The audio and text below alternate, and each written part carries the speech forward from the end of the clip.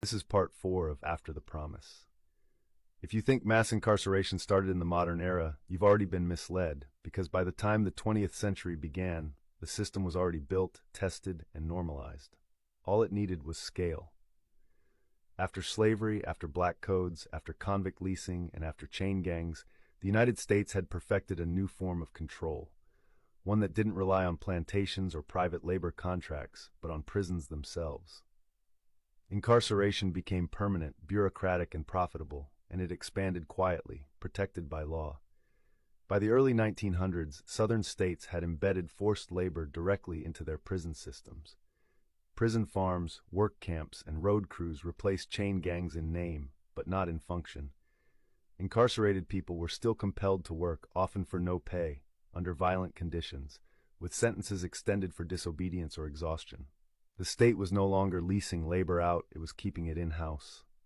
At the same time, laws continued to criminalize black life. Vagrancy statutes, loitering laws, minor theft penalties, and vague disorder offenses ensured a steady flow of arrests. Police discretion replaced plantation overseers. Courts replaced auction blocks.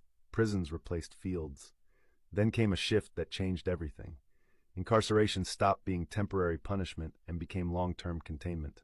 Sentences grew longer. Parole became harder to access. Records followed people for life. A conviction didn't just remove freedom, it removed access to jobs, housing, and political power. By the mid-20th century, prisons had become permanent institutions of labor, control, and surveillance. And as cities grew, incarceration expanded alongside them. Rural prisons housed urban arrests. State budgets grew dependent on prison labor and prison jobs. Entire local economies became tied to keeping cells full. This wasn't driven by rising crime. Historical data shows crime rates fluctuated, while incarceration rose steadily. What changed wasn't behavior, it was policy. The system no longer asked whether incarceration worked. It only asked how much it could hold. By the late 1900s, mass incarceration was no longer a Southern system. It was national. Mandatory minimums, sentencing enhancements, and expansive policing pushed incarceration rates to historic highs. The legal framework built after slavery now operated at industrial scale.